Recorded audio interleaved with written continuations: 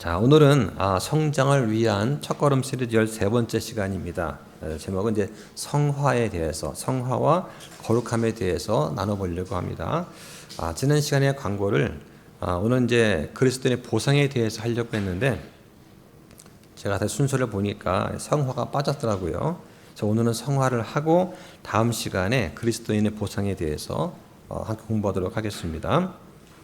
자, 성화라고 하는 것은 영어로 sanctification 이렇게 되어 있고 거룩함, holiness라고 되어 있는데 성화와 거룩함은 우리 성경에서 아주 밀접한 개념입니다. 근데 때에 따라서 같은 단어로 번역이 되기도 하고 또 어떨 때는 구분되어서 설명되기도 합니다. 그래서 이제 문맥에 따라서 어떤 건 성화로 번역이 되고 어떤 거룩한 번역이 되었다는 것을 이제 좀 기억하시면 되겠습니다. 물론 성화란 말 자체가 나오진 않지만 그런 것으로 이제 기억을 하면 좋겠어요. 구분을 한다면 성화는 뭐냐? 한마디로 분리되는 겁니다. 분리되고 구별되는 것 또는 성별, 거룩히 구별된다 이런 뜻으로 이제 사용이 되어지고 하나님께 속한 자로서 점진적으로 거룩하게 변화가 되어가는 과정, 이게 성화라고 한다면 거룩함은 뭐냐? 하나님의 성품이에요. 그래서 도덕적인 정결함을 나타낼 때 거룩이라는 말씀입니다. 그래서 거룩한 것은 하나님께 속한 존재가 지녀야 될 본래의 속성 같은 거다 하는 것입니다. 자, 저도 이거 준비하면서 많은 것을 좀 생각을 해봤는데 성화, 거룩함 우리 계속 추구하는 거 아닙니까? 그런데 왜 성화가 어렵고 왜 거룩함이 힘든가 하는 걸 좀 고민을 좀 많이 해봤어요. 근데 이 책을 이제 저도 정리하고 준비를 하면서 한 가지 느낀 게 성화와 거룩함의 출발점이 뭐냐? 출발점은 우리가 죄인이라고 하는 것, 내가 죄인이라고 하는 것을 아는 데서 출발하는 거예요.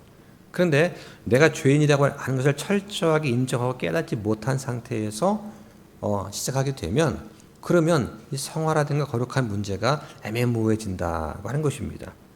자, 일반 교회에서 성화나 거룩함에 대해서 잘 얘기를 하지 않습니다. 성화를 말을 하더라도 그 뿌리, 그러니까 성화와 거룩함의 출발점이라고 하는 것은 바로 죄인데 우리가 죄인이고 그리고 우리가 이 죄로부터 속박에서 벗어나야 된다는 그 출발점을 정확하게 인식을 하지 않은 상태에서 우리가 그냥 거룩하게 지냅시다, 거룩해집시다 라고 하니까 뜬구름 잡는 것 같다. 자, 오늘 이제 이거에 대해서 한번 같이 공부해 보도록 하겠습니다. 자, 거룩함은 성화의 목표입니다. 그래서 성화가 뭐냐? 거룩함을 향해 가는 과정이다 하는 것입니다. 구원받은 성도는 이미 신분상 거룩한 자입니다. 성경에 고린도전서 1장 2절에 보면 고린도에 있는 하나님의 교회 즉 그리스도 예수님 안에서 거룩히 구별되고 성도로 부르심 받은 자들에게 편지하노라. 자, 그러면서 고린도에 있는 성도는 거룩히 구별되었다라고 얘기를 하는 것이죠. 그러면 고린도 교회가 어떤 교회입니까? 육신적인 교회고 그리고 영적으로 아주 어린 아이가 많은 그런 교회거든요. 그런데 그들을 향해서 바울이 너희는 거룩히 구별되었다라고 말을 했을 때 과연 그 고린도 성도들이 어떻게 그 말씀을 받아들였을까 하는 것이죠. 나는 죄인인 거 아는데 나는 여러 가지 거짓말부터 시작해서 간음도 하고 여러 가지 육신적인 죄를 많이 저질렀는데 그걸 나도 알고 바울도 알 텐데 왜 우리 보고 거룩히 구별된 사람이라고 할까? 마치 개고장이한테 아유 착하다 라고 했을 때 선생님 저 착하지 않은데요? 라고 대답하는 그 아이처럼 좀 뭔가 이질감을 느끼지 않았을까? 좀 그런 생각을 좀 해봤습니다. 자, 히브리서 10장 10절에 보면 바로 이 뜻에 의해 즉 구약을 제거하고 신약을 세우려는 하나님의 그 뜻에 의해서 예수 그리스도의 몸이 한 번 영원히 드려짐을 통해 우리가 거룩히 구별되었노라. 자, 구원받은 성도는 누구나 신분상, 상태가 아니에요. 신분상 거룩한 자입니다. 일자 기억하셔야 돼요. 신분상, 위치상 거룩한 자다. 자, 이렇게 신문상 우리는 거룩하지만 그런데 동시에 우리의 삶 가운데서 우리는 점점 거룩함을 이루어 가야 됩니다. 히브리서 12장 14절에 보면 모든 사람과 더불어 화평과 거룩함을 따르라. 거룩함, holiness, 거룩함이 없이는 아무도 주를 보지 못한다 라고 말씀합니다. 그러니까 이 거룩함은 성도의 내적인 성화의 과정이에요. 그러니까 하나님과 교제하면서 하나님의 뜻에 순종해 나가는 삶이다. 그럴 수 있죠. 자, 성경에 보면은 성화가 뭐냐? 하나님의 뜻이다 라고 되어 있습니다. 성경에 보면 자, 데살로니가 전서 4장 3절에 보면 하나님의 뜻은 이것이니 곧 너희가 거룩히 구별되는 것이라. 여기도 sanctification이라고 나와 있습니다. 그러니까 거룩히 구별되는 것은 성화, sanctification이라고 번역이 되어 있고 그냥 거룩함, 이것은 holiness라고 번역이 되어 있어요. 두 개가 아주 밀접한 관계가 있다는 것을 염두에 두시면 좋겠습니다. 결국 성화와 거룩함은 구별된 삶으로 연결이 되는 거예요. 성경에 내가 거룩하니 너희는 거룩할지니라 하는 말씀이 여러 번 나옵니다. 그래서 베드로전서 1장 16절, 또 레위기 11장 44절, 19장 2절, 20장 7절에도 반복해서 나옵니다. 하나님께서 원하시는 건 뭐냐? 성도가 거룩한 거예요. 왜냐하면 우리 아버지께서 거룩하기 때문이죠. 자, 그래서 내가 거룩하니, 이 거룩하다는 말은 단순히 죄가 없다는 것을 넘어서서 구별된 상태, 절대적인 순결함, 도덕적인 완전성을 말합니다. 자, 그런 하나님께서 말씀하시는 것은 우리를 보고 너희는 거룩하라고 하시는 거죠. 이 거룩함은 구원의 조건이 아닙니다. 거룩해져야 구원받는다는 그런 것이 아니라 구원받은 자에게 마땅한 삶의 방식이 있는데, 구원받은 사람이라면 마땅히 생활해야 할 방식이 있는데 그게 뭐냐? 거룩함이다 라고 하는 것이죠. 그래서 거룩은 어떤 도덕적인 윤리를 말하는 것이 아니라 세상과 구별되고 하나님께 드려진 상태를 거룩이라고 한다는 것입니다. 자, 계속 말씀드리면서 거룩이 뭔지에 대해서 개념을 잡아가는 게 좀 중요한 것 같아요. 거룩이라는 말이 어렵진 않지만 막상 설명하려면 쉽지가 않거든요. 그러니까 계속 성경 말씀을 보면서 이름이 거룩이구나 라고 개념을 정리를 하실 필요가 있다. 자, 성경에 거룩함에 관련된 그 구절이 몇 개인가? 최소한 1066번 나옵니다. 거룩이라는 주제와 관련된 표현이 그렇게 많다는 것이죠. 자, 거룩하게 하다, 이 sanctify라고 하는 단어의 어근은 분리하다, 떼어놓다 라는 뜻입니다. 그러니까 성경적으로 거룩함이 뭐냐 그러면 죄와 분리돼서 죄에서 떨어져서 하나님께로 간다는 뜻입니다. 죄에서 분리돼서 하나님께로 가는 것, 하나님께로 구분된 것, 이게 성별 거룩이죠. 자, 성경적인 의미를 구정해주는 구절 중에서 대표적인 것이 레위기 11장 44절 말씀이 되겠습니다. 자, 이거 한번 읽어볼까요? 레위기 11장 44절. 나는 주 너희 하나님이니라. 그러므로 내가 거룩하니 너희는 너희 자신을 거룩히 구별하여 거룩할지니라. 너희는 땅에서 기어다니는 것, 즉 어떤 형태의 기는 것으로도 너희 자신을 더럽히지 말지니라. 네, 자, 계속 공부를 하면서 성화가 뭔지 거룩함이 뭔지에 대한 어떤 추상적인 개념에서 조금 더 우리가 적극적으로 말씀을 살펴보면서 개념을 좀 잘 이해하면 좋겠어요. 자, 여기 보니까 더럽히지 말지니라고 하십니다. 그러니까 거룩하다는 말의 반대말이 뭐냐? 더럽히는 거예요. 그렇죠? 더럽히다. 자, 이것이 거룩하다는 뜻과 정반대라고 볼 수가 있습니다.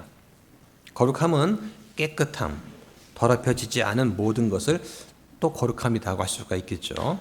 자, 성경에 보면은 이런 성화에 대해서 세 가지 면을 보여줍니다. 우리가 보통 구원의 삼시지다라고 말하는데 같은 개념이거든요. 자, 과거의 성화가 있어요. 즉 우리가 완전히 거룩하게 된 것, 뭘 통해서? 칭의를 통해서 거룩하게 된 것, 이 과거의 성화입니다. 자, 현재 성화가 있습니다. 우리가 주님 안에서 성장하면서 점진적으로 거룩하게 되어가는 것도 성화죠. 예. 그래서 예수 그리스도의 장성한 분량까지 계속 성장해 나가야 됩니다. 자, 또 미래 성화가 있죠. 최종적으로 우리의 몸이 구속을 받아서 영원히 거룩하게 되는 것, 영화라고 합니다. 자, 이렇게 성화에는 세 가지 측면도 있다 할 수 있습니다. 자, 한번 성경 말씀 볼까요? 고린도 전서 6장 11절 한번 보시죠. 너희 중에도 이 같은 자들이 얼마쯤 있었으나 너희가 우리 하나님의 영에 의해 주 예수님의 이름으로 씻기고 거룩히 구별되어 의롭다고 인정받았느니라. 자, 의롭다고 인정받았느니라. 이건 칭의죠. 그죠? 예, 칭의. 의롭게 되었느니라가 아닙니다. 의롭다고 인정받은 거, 선포된 거예요. 자, 그럼 여기서 너희 가운데 이 같은 자들이 있다. 어떤 자들이냐? 자, 앞에 9절 10절에 보면은 음행하는 자, 우상 숭배자, 간음하는 자, 여성화된 남자, 남자와 더불어 자신을 욕되게 하는 남자, 도둑질하는 자, 탐욕을 부리는 자, 술 주정뱅이, 욕하는 자, 촥차는 자. 자, 좀 들으면 어떻습니까? 어떻게 보면 인간 말종 같은 존재들 아닙니까? 자, 그런데 고린도 교회 성도들이 너희 중에도 이 같은 자들이 있었다라고 하는 것이죠. 너희 중에도, 그렇죠? 고린도 교회 안에 과거에 그런 삶을 살았던 사람들이 실제로 있었다라고 하는 것입니다. 중요한 것은 뭐냐? 과거에 그러했다는 거예요. 과거에. 그럼 지금은 어떻습니까? 예수 그리스도의 피로 씻겨서 하나님께 속한 자로 신분이, 위치가 변화가 되었죠. 그래서 의롭다고 인정받았느니라. 그러니까 의롭게 된 게 아니라 의롭다고 무죄 선언받은 것, 인정받은 거다. 이걸 중요시 하면 좋겠습니다. 자, 이건 전적으로 뭐냐? 예수 그리스도의 의를 우리가 전가를 받았기 때문에 가능한 거다. 그 전가에 대해서는 우리가 지난 시간에 충분히 다루었습니다. 자, 한번 더 볼까요? 히브리서 10장 10절부터 12절까지 또 보실까요? 바로 이 뜻에 의해 예수 그리스도의 몸이 한 번 영원히 드려짐을 통해 우리가 거룩히 구별되었노라. 제사장마다 날마다 서서 섬기며 자주 같은 희생물들을 드리지만 그것들은 결코 죄들을 제거할 수 없으나 이 사람은 죄들로 인해 한 희생물을 영원히 드리신 뒤에 하나님 오른쪽에 앉으셔서. 자, 이 성경 구절을 우리가 쭉 보면은 즉각적인 성별, 즉각적인 거룩함은 뭐냐? 주님께서 몸을 들이심으로써 우리 믿는 사람들이 죄로부터 떨어져 나와서 하나님께 드려지는 것이다 하는 것을 알 수가 있습니다. 이건 전적으로 하나님의 사역입니다. 단번에 우리의 죄들로 인해 주님께서 자기의 몸을 희생물로 드림으로써 모두를 위해서 이루어지는 일이죠.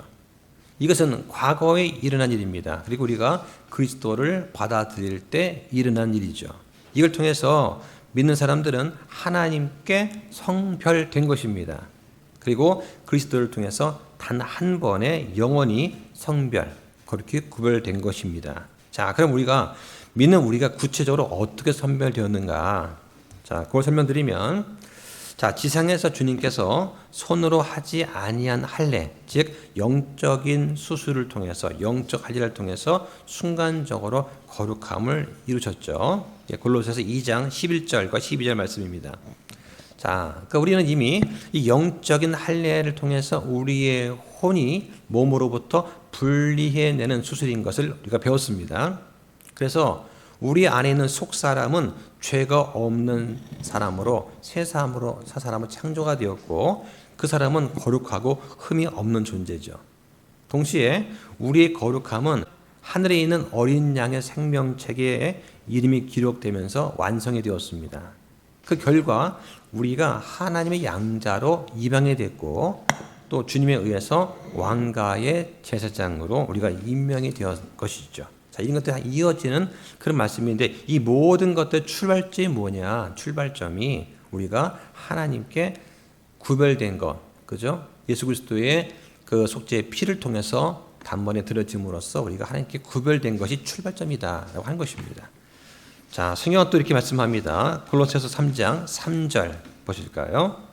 자, 3장 3절에 너희는 죽었고 너희의 생명은 그리스도와 함께 하나님 안에 감추어져 있느니라. 자, 성경이 뭐라고 하십니까? 너희는 죽었다. 뭐에 대해 죽었습니까? 나 살아있는데요. 그게 아니라 너희는 죄에 대해 죽었다는 거예요. 죄에 대해 죽었다. 즉 구원받은 사람은 신분이 변화가 된 거예요. 죄에 대해 죽은 사람이고 너희의 생명, 즉 현재 가지고 있는 우리의 영적인 생명은 그리스도와 함께 연합이 되어서 하나님 안에 감춰져 있다. 감췄다는 말은 안전하고 영광스러운 보존 상태를 말하는 거예요. 따라서 세상 사람들은 볼 수가 없는 겁니다. 우리의 영적인 생명을 못 봐요. 그런데 하나님께는 잘 드러나 있는 것이죠. 자, 그래서 바울 사도가 이렇게 외칩니다.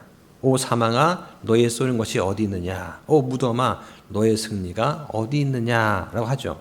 그러니까 우리는 죄로부터 분리가 되었습니다. 죄로부터 분리가 되었다는 게 중요한 겁니다. 자, 왜냐하면 죄로부터 분리되어야지만 하나님께로 나아가는 유일한 출발점, 길이 되기 때문이죠. 하나님은 거룩하시기 때문에 자신의 얼굴 앞에 죄가 오도록 허락하지 않으십니다. 자, 이 문제가 그리스도 안에서 우리가 죽음으로써, 즉 죄로부터 분리됨으로써 해결이 된 거예요. 자, 그럼 문제가 뭐냐? 모든 신자들이 딱 구원받는 순간, 내가 그리스도와 함께 연합해서 죽음을 당했구나 하는 사실을 다 깨닫느냐? 그렇지는 않다는 거예요. 그렇지 않다는 것입니다. 그러니까 내 죄가 얼마나 철저하게 심판받았는가 이거를 깨닫지 못하는 것입니다. 자, 여기에 문제가 있는 거예요. 예수 믿으면 구원받습니다. 그래요? 전 믿겠습니다 하고 구원받고 침례 받았어요. 자, 그런데 정말 중요한 거, 내가 정말 죄로부터 분리가 되었구나, 그 죄의 대가가 엄청난데 이게 치루어졌구나 하는 것을 잘 모른다는 것입니다. 거저 얻은 선물이기 때문에 그냥 그 가치를 모르는 거예요. 자, 그러면 왜 그리스도께서 죽으셔야 했고 우리가 그분 안에서 죽어야 되는가? 자, 이 문제를 한번 다뤄보겠습니다. 자, 그래서 호라티우스 보나르라고 하는 인물이 있는데 19세기 스코틀랜드 장로교 목사입니다. 자, 근데 이분은 장로교 목사지만 전천년주의, 그 다음에 재림을 믿었던 그런 목사예요. 그리고 우리 찬송가의 많은 부분을 작사한 그런 분이 이 보나르 목사님이죠. 자, 그분이 자기의 저서인 거룩의 길 내서 이렇게 썼습니다. 그 내용을 정리해 보면, 하나님께서는 죄를 끔찍한 것이라고 부르신다. 하나님은 죄를 혐오하십니다. 미워하시죠. 그래서 이거는 불행이나 병, 어떤 나쁜 것이라는 개념보다 훨씬 더 깊은 거예요. 성경에 보면 불법이라는 말 있지 않습니까? 불법이라는 그 단어는 그냥 죄보다 훨씬 더 깊이 있고 뿌리 깊고 고의적이고 그런 죄를 말하는 거예요. 특히 도덕적인 죄를 갖다가 불법이라고 합니다. 자, 이거는 우리의 혼을 파괴하고 세상을 멸망시킬 수 있는 그 무언가다. 자, 그게 바로 죄라고 하는 거예요. 자, 이 죄는 사람을 영원한 멸망의 구렁텅이로 몰아넣으며 6,000년 동안 지상에 넘쳤다. 그리고 영원히 지옥으로 보내는 것이 바로 죄다라고 합니다. 제단 위에서 흐르는 피와 연기와 불. 자, 구약 시대에는 제사를 지냈죠. 제물을 바쳐서 그때 그 제단에서 흐르는 피와 연기와 불이 바로 죄의 끔찍함을 드러낸다. 우리는 모르지만 구약 시대 성도는 어떻게 했습니까? 해마다 자기의 죄의 대가를 치르기 위해서 어린 양이나 염소 같은 걸 잡아가지고 그 제단에 가지 않습니까? 성소에다가. 그러면 그걸 갖다 누가 잡느냐? 내가 잡는 거예요. 내가 제사장 앞에서 그 동물의 각을 뜨는 거예요. 그러면서 그 살아있는 거 각을 뜨면서 피 흘리고 막 울부짖고 하는 그런 것들, 또 불에 타는 거, 그걸 눈으로 직접 보는 거예요. 그게 내 죄거든요. 내가 그렇게 처해져야 될 그 운명을 저 가련한 짐승이 대신 겪는 거예요. 이거를 해마다 반복을 하는 것입니다. 근데 신약 성도 우리는 그걸 잘 모르지 않습니까? 그렇죠? 죄의 삭은 사망이고 또 둘째 사망이고 영화는 어둠이다. 그러니까 누구든지 거룩함이 뭐냐 알려고 하는 사람은 반드시 죄를 이해해야 된다고 하는 것입니다. 그리고 이 죄를 어떻게 봐야 되느냐? 하나님께서 죄를 바라보는 그 시각으로 우리가 죄를 바라봐야 된다. 우리가 왜 죄를 짓습니까? 죄를 사랑하기 때문인 거예요. 별거 아니지. 남들 다 하는데. 하나님의 시각으로 죄를 보면은 끔찍해서 죄를 거들떠 보지도 않고 할 텐데 그냥 사람의 시각으로 보려고 하니까, 예쁘게 포장된 잘못으로 보려고 하니까. 그 주역이 뭡니까? 인터넷 유튜브잖아요. 예, 헐리우드고. 예, 그 영상들 다 뭐예요? 죄를 미화시키는 거. 사람을 다치게 하고 죽이고 그런 것들을 하나의 카타르시스처럼 이렇게 승화시켜서 영화라고 하는 예술로 이름으로 바꿨지 않습니까? 죄를 하나님 보는 그 시각으로 보는 사람은 어떠냐? 하나님의 아들의 그 십자가 무덤을 볼 때 겟세마네와 골고다의 의미를 이해하게 된다 하는 것입니다. 자, 그럼 진짜 우리는 하나님께서 생각하시는 것과 똑같은 관점으로 우리의 죄를 지금 보고 있는가 하는 것이죠. 사람들이 생각하는 대로 죄를 생각해서는 안 됩니다. 남들 다 그런데 그게 뭐가 문제냐 하는 식으로 바라봐서는 안 된다라고 하는 거예요. 근데 그런 사람이 너무나 많은 것입니다. 이 세상에는. 아이가 학교에 가서 또래 친구들이 하는 잘못된 행동을 보면서 그렇게 안 하면 왕따를 당하니까 나도 똑같이 행동을 하는 걸 보게 됩니다. 착한 아이도 몇몇의 나쁜 아이들과 어울리게 되면 금방 그걸 배우게 돼요. 그렇게 안 하면 그 또래 집단에서 떨어져 나가게 됩니다. 그걸 볼 때 정말 안타까운 것이죠. 그렇다고 해서 부모가 간섭할 수 있느냐? 그럴 수는 없지 않습니까? 언제까지 아이를 품 안에 놓을 수는 없잖아요. 자, 그래서 우리가 한 가지 문제에서뿐만 아니라 모든 부분에서 하나님처럼 생각을 해야 됩니다. 그래서 하나님이 보시는 것과 다르게 보는 자한테 화가 있을지어다 하면서 예를 드는 거, 이런 것이 있어요. 하나님께서 품은 그 마음과 달리 죄를 경시하는 사람들, 또 성경을 부정확하고 오류가 있다고 믿는 사람들, 부분적으로만 영감받았다고 하는 사람들, 이 시대에 완전한 성경은 없다고 믿는 사람들은 화를 당할 것이다 라고 이분이 이제 글에다 썼습니다. 자, 그러면 우리 그리스도인들이 이 죄를 심각하게 봐야 될 그 필요성에 대해서 존 찰스 라일이라는 분이, 이분은 이제 성공의 주교인데요, 신학자입니다. 이렇게 썼습니다. 높은 건물을 지으려면 땅을 깊이 파야 하듯이 기독교인의 거룩함에 대해서 올바른 관점을 가지려면 반드시 죄라고 하는 심각하고도 광범위한 주제를 반드시 배워야 된다. 이걸 못하면 모든 게 다 무너진다고 하는 거예요. 그래서 거룩에 대한 잘못된 관점이 왜 생기냐? 일반적으로 사람의 타락에 대해서 잘못된 관점을 갖는 데서 시작이 된다라고 말을 합니다. 그러니까 이 죄에 대한 올바른 지식은 기독교에서 구원의 뿌리에 해당하는 아주 중요한 진리예요. 우리가 칭의라든가 회심이라든가 성화 같은 이런 교리들은 죄 문제를 다루지 않고서는 전혀 성립할 수가 없는 그런 교리가 되겠죠. 자, 그래서 하나님께서 어떤 사람을 구원하실 때 행하시는 첫 번째가 뭐냐? 그 사람 마음 가운데 빛을 쫙 비춰가지고 그가 죄인이구나 하는 사실을 본인이 철저히 깨닫도록 도와주시는 겁니다.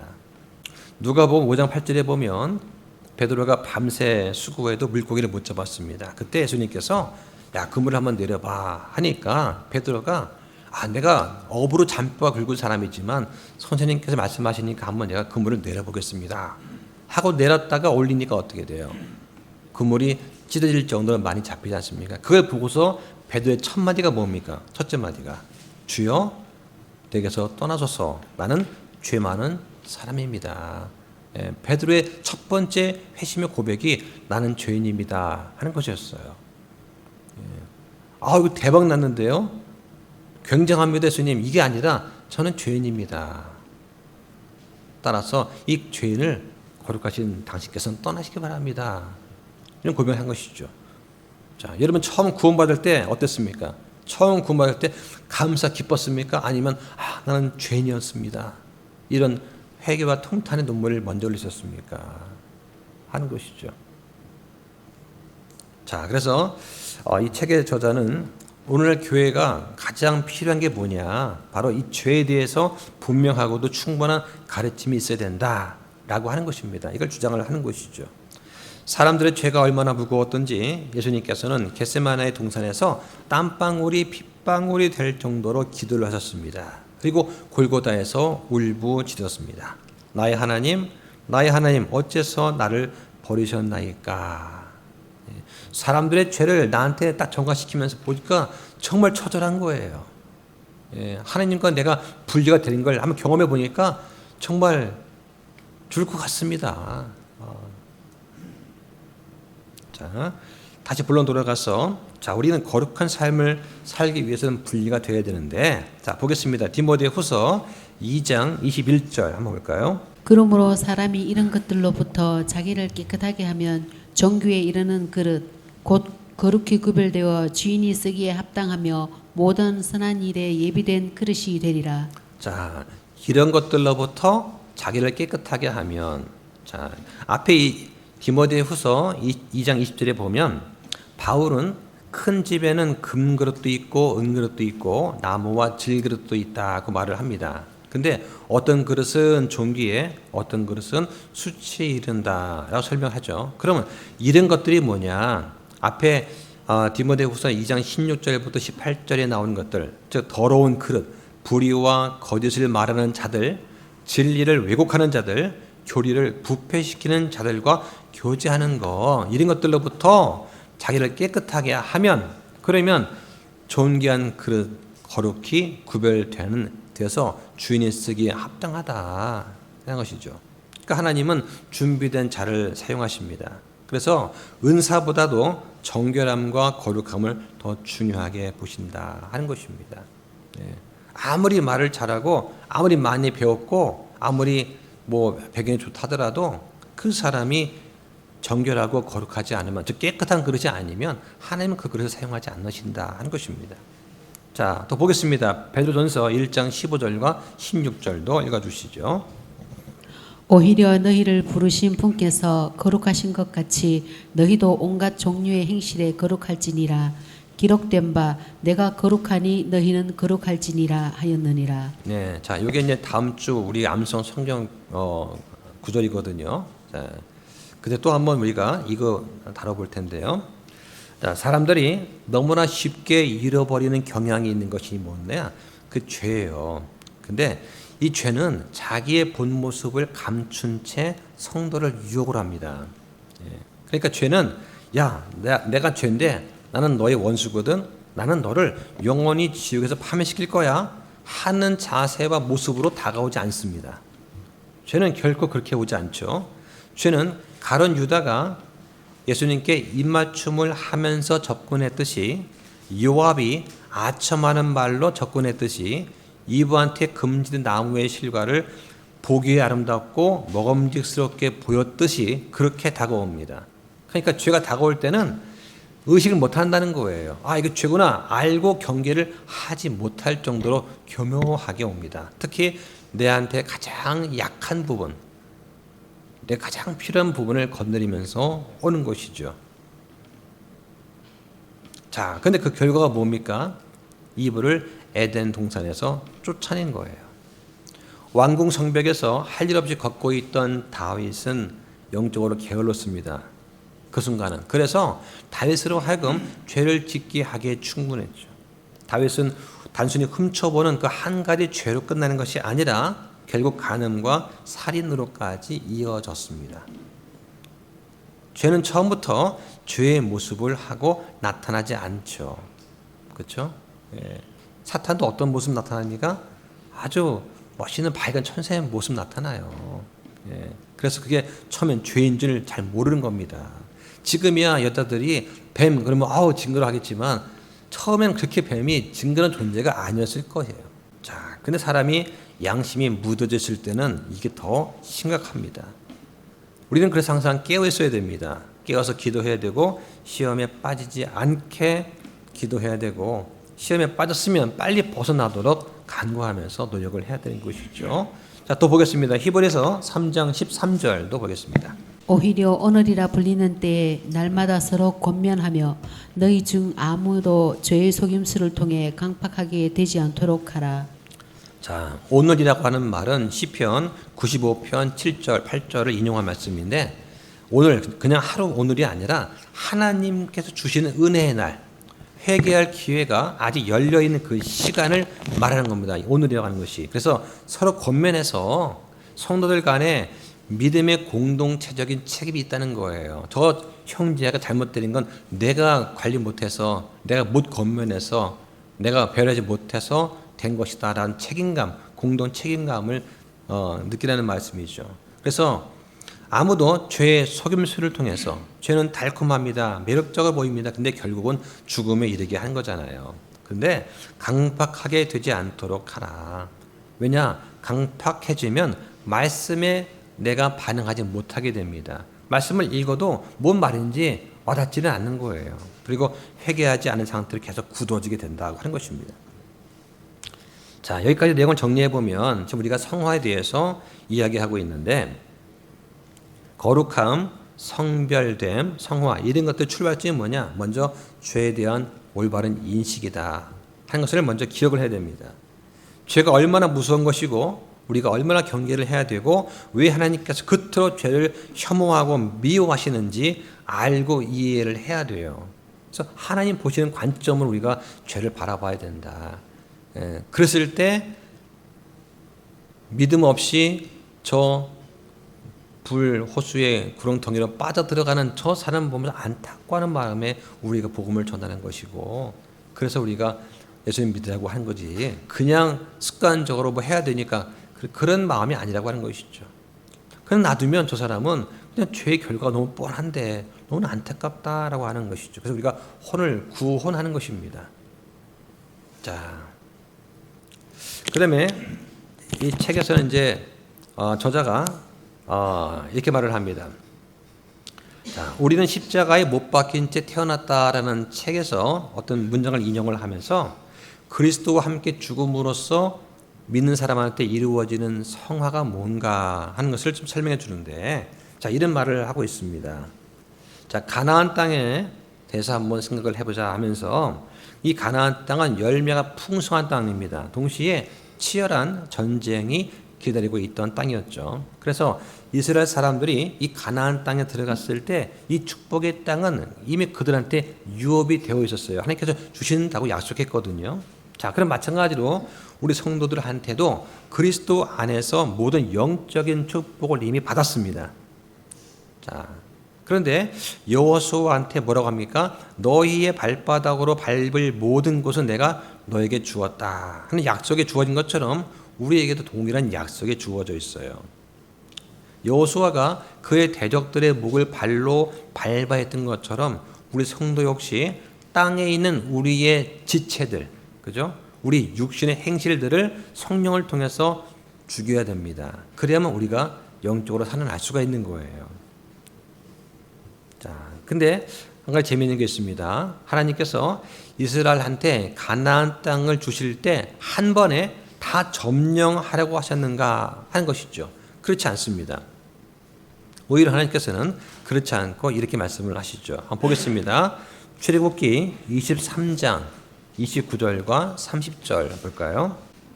그 땅이 황폐하게 되며 들의 짐승이 번성하여 너희를 대적할까 염려하므로 내가 1년 내에 그들을 내 앞에서 쫓아내지 아니하고 내가 불어나 그 땅을 상속할 때까지 그들을 내 앞에서 조금씩 쫓아내리라. 자, 하나님께서 이스라엘한테 가나안 땅을 주실 때 한 번에 싹 박멸한 다음에 다 가져가 이게 아니었어요. 자, 하나님께서 지혜롭게 섭리를 보여주시는데 단번에 모든 적을 다 없애버리면 그 땅이 어떻게 됩니까? 황폐해진다고 하는 것이죠. 들짐승이 번성해서 오히려 이스라엘 백성한테 해로울 수가 있다 하는 것입니다. 그래서 하나님께서 그 가운데 이방인들을 거하게 했다는 것이죠. 자, 이걸 적용해 보면 하나님께서 우리를 구원하실 때 우리를 즉시로 의롭다고 인정하세요. 자, 그러면 구원하신 순간 우리를 칭의한 순간 우리를 완전히 성화 확 시켜주면 안 되나요? 그렇죠? 구원받은 다음에 우리를 확 성화시켜서 누구든지 저 사람 구원받았나 봐. 말도 거룩하게 하고 행동도 거룩하고 막 몸에서 빛이 나는 것 같아. 보니까 예수님 같아. 이렇게 만들어주면 안 되나 하는 것이죠. 근데 우리 안에는 죄성과 습관들이 남아 있습니다. 시간이 지나면서 성령의 도우심으로 조금씩 정복되어 가야 되는 것이죠. 즉각적인 변화가 아니라 꾸준한 믿음과 순종과 성령의 인도를 통해서 변화가 이루어져야 돼요. 자, 이것이 이제 출애굽기에 나타나 있는 것처럼 하나님의 섭리가 되겠죠. 한 번에 이 방해들 싹 없애지 않고 점진적으로 점점점 없애준 거다. 옛사람은요, 우리가 감당하기에는 너무나 강력합니다. 예수님 믿기 전에 우리 혼과 결합이 되어 있던 그 몸, 옛사람은 너무나 강력해요. 이 몸이 추구하는 건 너무나 뻔합니다. 자, 한번 볼까요? 로마서 8장 13절 한번 보시죠. 너희가 육신을 따라 살면 죽을 것이나 성령을 통해 몸의 행실을 죽이면 살리라. 자, 그러니까 구원 받았다라고 해서 육신을 따라 살면 그 징계가 뭐냐? 육체의 죽음을 가져오는 거예요. 육체의 죽음. 구원 받았다고 해서 육신을 따라 내 마음대로 살면 그 징계가 있는데 육체적으로 병이나 죽음까지도 올 수가 있다. 그러니까 성령을 통해서 몸의 행실을 죽이면, 즉 인간의 노력이 아니라 성령의 능력으로 육신의 정욕과 죄를 잘 절제하면, 그러면 살리라. 뭘 삽니까? 우리가 의와 화평의 삶이죠. 생명과 평안을 얻게 된다. 이게 하나님의 왕국의 특징 아닙니까? 의와 화평과 기쁨의 삶을 살게 된다라고 하는 것입니다. 자, 그러면 이제 우리가 할 일이 뭐냐? 우리 안에 있는 옛사람의 행실을 죽이는 거예요. 바울도 이 지긋지긋한 자아 중심의 생활에서 벗어나려고 엄청 노력을 했습니다. 그런데 자기의 어떤 결단과 결의에 의한 것이 아니라 그리스도와 함께 십자가에 못 박혔다고 여기는 데 있다. 내 옛사람 십자가에 못 박혀 죽었어. 내 옛사람 죽었어. 내 옛 남편 죽었어. 라고 여기라고 하는 것이죠. 그러니까 하나님의 방식은 십자가였습니다. 인간의 방식처럼 스스로 채찍질하고 스스로 해를 가하고 몸을 이렇게 해야 하는 그런 것이 아니라고 하는 것이죠. 고행이 아닙니다. 죽음의 길은 일단 받아들여진 후에는 계속적인 배움이 뒤따라야 됩니다. 그래서 십자가에 못 박힌 분의 그 생명이 매 순간순간 우리한테 받아들여진다 하는 것이죠.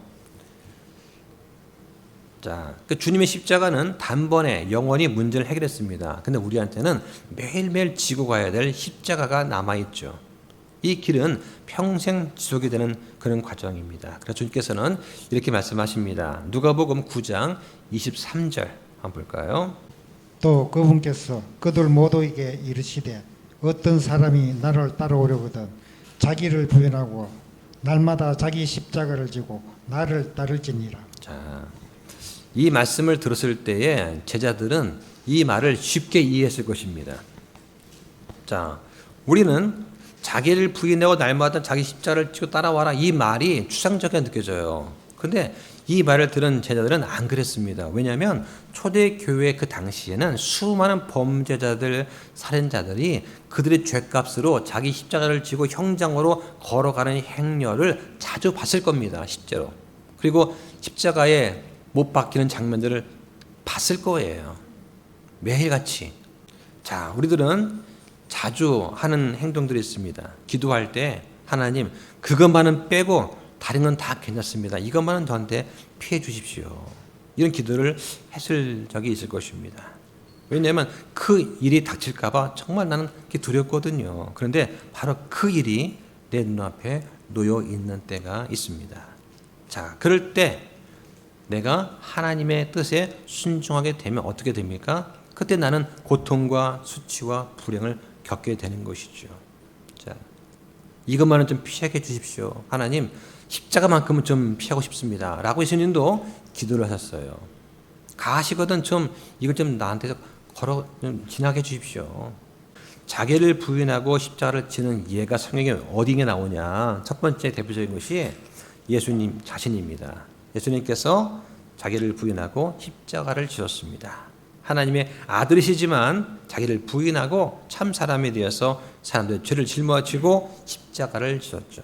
두 번째는 아브라함입니다. 100세에 얻은 아들 이삭을 바치라는 명령에 이것저것 따져보지 않고 그냥 순종했습니다.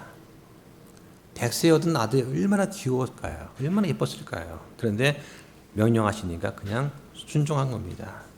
왜냐하면 하나님께서 죽은 아들도 다시 살려줄 거라고 믿었기 때문에 기꺼이 한 것이죠. 내가 죽여도 하나님 살려주시리라 믿고 한 겁니다. 세 번째는 모세가 있습니다. 이집트의 왕 되신 분 버렸습니다. 자기 부인했죠. 그리고 고난받는 하나님 백성과 함께 했어요. 이게 자기 십자가 진 겁니다. 네 번째는 사도 바울이 있습니다. 날마다 자기를 부인하고 나는 날마다 죽노라 하고 고백했던 바울이 있습니다.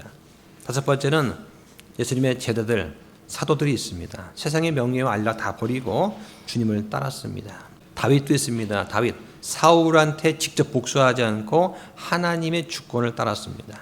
그리고 히브리서 11장에 보면 많은 믿음의 영웅들이 있습니다. 이들은 자기를 부인하고 세상의 영광보다 장차 올 하나님의 영광을 더 바랐던, 그래서 성경에 뭐라고 되어 있냐, 세상은 이런 사람들한테 합당하지 아니하였다라는 평가를 받은 사람입니다. 이 사람들이 세상에 합당하지 않은 것이 아니라 세상이 이런 사람을 감당하기에는 합당하지 않다라고 평가를 해주신 그런 인물이라고 하는 것이죠.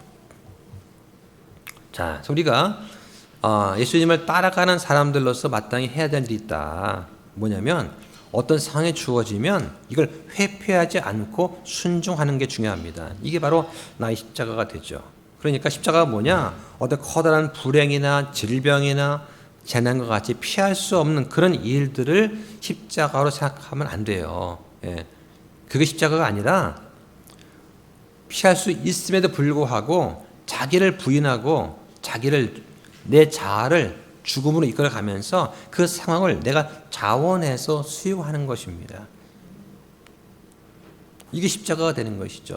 이거를 내가 취하지 않을 수 있어요. 얼마든지 내 권위와 내 형편 가지고 이걸 무마시킬 수 있어요. 그런데 그걸 통해서 그리스도가 높아진다고 생각하니까 기꺼이 이걸 감당해내는 것입니다. 이 십자가를 받아들일 때 골고다가 우리의 목표가 된다. 그럴 때 바로 우리는 매일매일 나는 죽노라 하는 사도 바울의 고백이 우리의 고백이 될 수가 있다고 하는 것입니다. 자, 그래서 십자가에 못 박힌 삶을 살기를 거부하는 그런 사람들을 제외하고 십자가의 이 거침은 아직도 계속되고 있다 하는 것입니다. 성경이 뭐라고 합니까? 그리스도 예수님 안에서 경건하게 살고자 하는 사람은 박해를 받을 것이다 라고 말씀하지 않습니까? 그리스도처럼 살기 시작하는 그 순간 우리는 바울의 음성을 듣게 됩니다. 자, 빌립보서 2장 5절 볼까요?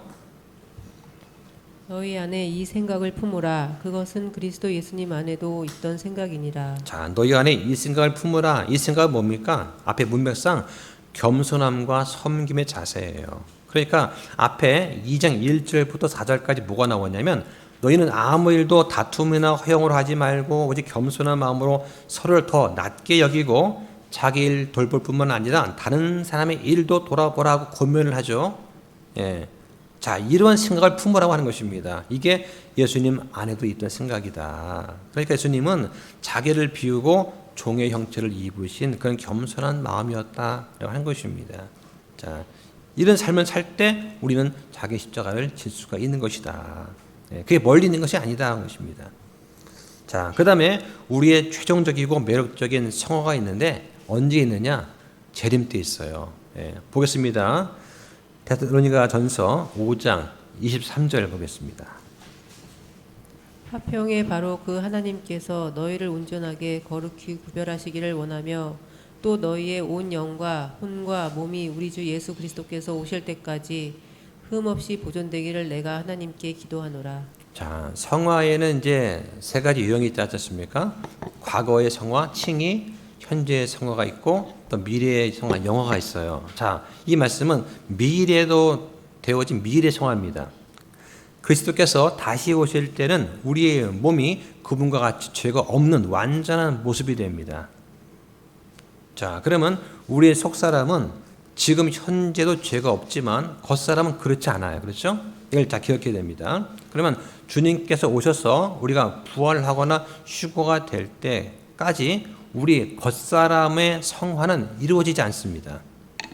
주님께서 우리를 과거에 구원하셨고 현재도 구원하시고 앞으로도 구원하실 것입니다. 그러면 하나님께서 모든 믿는 사람들을 날마다 은혜 안에서 자라게 하시고 또 성결케 하신다. 그럼 우리가 할 수 있는 유일한 방법이 뭐냐? 진리의 말씀을 바르게 나누어서 연구함으로써 매일매일 점차 거룩함으로 나가는 거예요. 자, 그게 가장 중요한 것입니다. 자, 그런데 이 거룩함에 대해서 잘못된 가르침이 있어요. 우리가 소위 이단이라고 하는 것인데요. 첫 번째는 뭐냐? 행위로 구원받는다고 가르치는 사람들이 있습니다. 그러니까 구원받기 위해서 가장 중요한 것은 뭐냐? 우리가 무엇을 했느냐에 달려있다라고 믿는 사람들은 그런 잘못된 교리죠. 사실은 정반대입니다. 우리가 아니라 주님께서 무엇을 하셨느냐에 우리의 구원이 달려있는 거예요. 그러니까 행위 구원을 믿는 사람들은 뭐냐? 과거의 거룩함, 즉 단번에 이루어진 사건을 인정하려고 들지 않습니다. 그러니까 지금 가톨릭에서는 뭐예요? 미사를 하면서 그 미사를 통해 가지고 예수님의 살과 피가 그 성체라고 하나요? 그걸 할 때마다 실제로 그 예수님의 살과 피가 된다고 믿지 않습니까? 그런 화자술 같은 거, 그거는 명백한 이단 교리죠. 그래서 구원은 우리가 이르는 것이 아니라 주어지는 거예요. 한번 보겠습니다. 베드로전서 2장 2절 보실까요? 새로 태어난 아기들로서 말씀에 순전한 젖을 사모하라. 이것은 너희가 그 젖으로 말미암아 성장하게 하려 함이라. 자, 여기 보면은 말씀에 순전한 젖을 사모하라 하면서 너희가 그 젖으로 성장하게 하려 한다고 합니다. 근데 개혁성경은 뭐라고 되어 있습니까? 순전하고 신령한 젖을 사모하라. 그로 말미암아 너희로 구원에 이르도록 자라게 한다. 구원에 이르게 자라는 게 아니에요. 이미 구원 받은 상태에서 우리가 성장하는 것이지 구원 받기 위해 자라는 것이 아니다라고 하는 것입니다. 그러니까 어떤 행위를 통해서 계속 노력을 해야 구원이 이르게 자란다. 그런 것은 잘못된 거다 하는 것입니다. 자, 두 번째는 뭐가 있냐면 우리가 살다가 완전한 거룩함과 성화에 도달할 수 있다고 주장하는 사람들이 있어요. 이것도 이단 교리입니다. 우리의 육신을 입은 이 몸은 결코 죄가 없는 완전에 이룰 수가 없습니다. 자, 우리의 속사람, 우리의 새사람은 죄가 없습니다. 근데 우리의 겉사람은 주님께서 다시 오셔서 새 몸을 주실 때까지는 완전히 거룩함이 이룰 수가 없습니다. 그런데 살아가면서 우리가 노력을 하면 완전히 거룩해진다? 이것은 잘못된 교리다 하는 것입니다. 자, 성경을 보면은 우리 몸 안에 분명히 죄가 있다고 말을 하십니다. 한번 보실까요? 요한 1서 1장 8절과 9절입니다. 만일 우리가 우리에게 죄가 없다고 말하면 우리가 우리 자신을 속이며 진리가 우리 안에 있지 아니하니라. 만일 우리가 우리 죄들을 자백하면 그분께서 신실하시고 의로우사 우리 죄들을 용서하시며 모든 불의에서 우리를 깨끗하게 하시느니라. 네, 자, 우리가 죄가 없다고 말하면 우리가 진리 안에 있지 않다. 분명히 말씀하시죠. 자, 근데 구원파는 뭐라고 합니까? 구원 받았습니까? 네. 그럼 당신은 죄가 없겠네요. 저 죄 있는데요. 저 죄인입니다. 그럼 당신은 구원 못 받습니다. 이런 논의를 계속 들고 돌지 않습니까? 이 땅에서 우리는 죄의 몸을 입고 살고 있습니다. 그러나 결코 우리는 죄를 짓지 않는 성결한 삶을 살 수는 없어요. 그거는 자기를 속이는 것이고 하나님을 거짓말쟁이로 만드는 것입니다. 자, 그래서 다시 정리하면은 예수 그리스도와 함께 연합이 되어서 하늘 셋째 하늘에 앉혀진 우리의 속사람은 죄가 없습니다. 근데 우리의 겉사람은 휴거 때 새로운 영화의 몸을 입고 완전한 성화를 받을 때까지는 결코 거룩해지지 않는다고 하는 것입니다. 자, 그걸 잘 구분하시면 되겠습니다. 자, 바울이 디모데한테 쓴 편지를 한번 볼까요? 디모데전서 1장 15절 보겠습니다. 이것은 신실한 말이요 전적으로 받아들이기에 합당한 말이니 곧 그리스도 예수님께서 죄인들을 구원하시려고 세상에 오셨다는 말이로다. 내가 죄인들 중에 우두머리니라. 자, 바울이 지금 말을 하면서 내가 죄인들 중에 우두머리였느니라고 하지 않습니다. 죄인들 중에 내가 우두머리다. 현재 시제를 쓰고 있어요.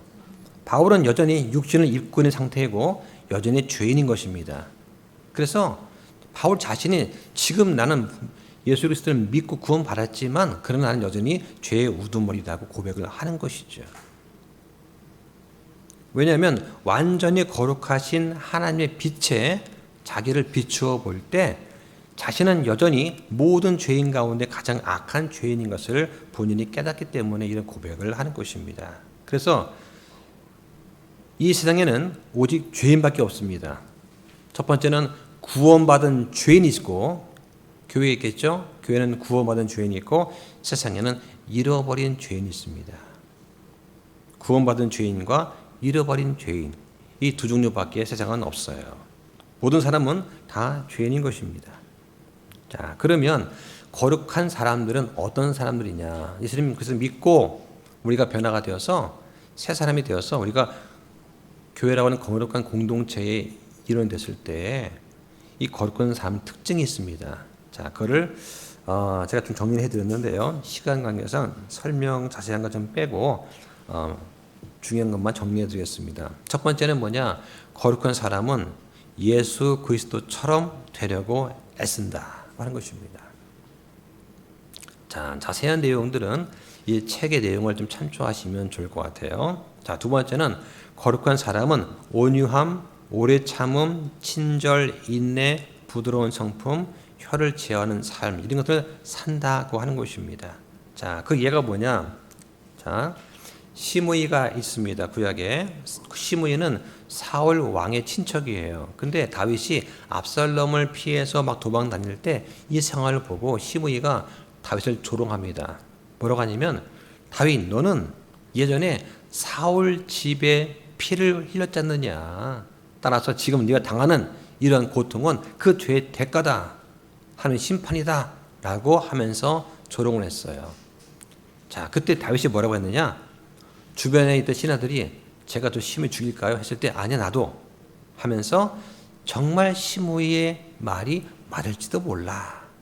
맞는다면 그건 내가 겸손히 받아들여야 돼. 이런 자세를 가진 거죠. 아마 요즘에 이렇게 비판을 하는 사람이 있으면 아마 각종 소송에 아마 시달릴 것입니다. 자, 세 번째, 거룩한 사람은 어떤 사람이냐? 절제와 자기 부인을 하면서 산다 하는 것입니다. 네 번째는 거룩한 사람은 사랑과 형제애를 추구합니다. 다섯 번째는 거룩한 사람은 다른 사람을 향한 긍휼과 사랑의 영을 좇아서 행합니다. 여섯 번째는 거룩한 사람은 순결한 영을 좇아서 행합니다. 일곱 번째, 거룩한 사람은 하나님을 두려워합니다 하는 것이죠. 하나님을 두려워한다는 건 참 중요한 것입니다. 그래서 이 두려움은 어떤 두려움이냐?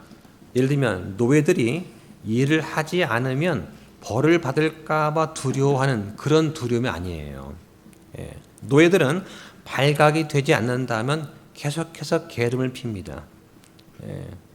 그래서 이렇게 영상을 보니까 북한의 주민들, 특히 여성들이 반드시 1년에 4주인가요? 그거는 노동을 해야 된답니다.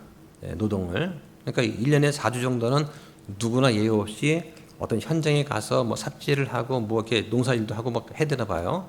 근데 4주는 해야 되니까 거기에 끌려 나오는 여자들 얼굴 표정을 보면 아주 그냥 하기 싫은 건 넉넉히 있죠. 그리고 어떻게 이제 안 들키기만 하면은 요령을 피워서 저 땅에 피한답니다. 그 영상에 나왔더라고요. 자, 이게 바로 노예 근성이다. 그러니까 하나님께서 안 보시면은 안 들키면 돼. 이런 생각으로 한다면 그거는 잘못된 거다. 주를 두려워한다면 그렇게 하지 않겠죠. 그래서 어린 아이들이 갖고 있는 두려움, 즉 자기 아버지가 옆에서 계시는 것처럼 그런 것처럼 행동하는 그런 것들이 두려움을 안다고 하는 것이죠. 자, 8번째는 거룩한 사람은 겸손을 쫓아 행한다. 9번째는 자기 일뿐만 아니라 다른 사람의 일까지 돌아본다고 하는 것입니다. 자, 마지막으로 거룩한 사람은 영적인 마음을 따라 행합니다. 그러면서 거룩한 사람을 추구하는 모든 사람들에게 한마디 권면의 말씀으로 이제 마무리를 좀 하겠습니다. 자, 요한복음 15장 5절 말씀 읽어주실까요? 요한복음 15장 5절. 나는 포도나무요 너희는 가지니라. 사람이 내 안에 거하고 내가 그 안에 거하면 바로 그 사람은 많은 열매를 맺나니 나 없이는 너희가 아무것도 할 수 없느니라. 자, 이 말씀이 참 중요합니다. 자, 우리는 거룩하기를 원합니까? 자, 우리는 새로운 창조물이 되었습니까? 자, 그렇다면 우리는 예수 그리스도와 함께 연합이 된 상태에서 하루하루 살아가야 됩니다. 성경은 분명히 우리가 예수 그리스도를 떠나서는 아무것도 아니며 우리는 죄와 연약한 가운데 있음을 철저하게 자각할 때까지 성장하지 못한다라는 말씀을 하는 것이죠. 성장하려면 예수 그리스도와 철저히 연합이 되어서 착 달라붙어 있어야 돼요. 중요한 것은 우리가 죄인이라고 하는 것, 연약함 가운데 있다는 것은 알고 도움을 구해야 된다고 하는 것이죠. 정말 거룩함을 열망하고 정말 우리가 하나님의 성품에 참여하기를 원한다면 그럼 우리가 주님께 나아가야 됩니다. 그럴 때 십자가를 의지하고 은혜를 주시기를 간구하는 거, 이게 중요한 것 같습니다. 자, 여기까지 하겠습니다. 자, 기도하겠습니다.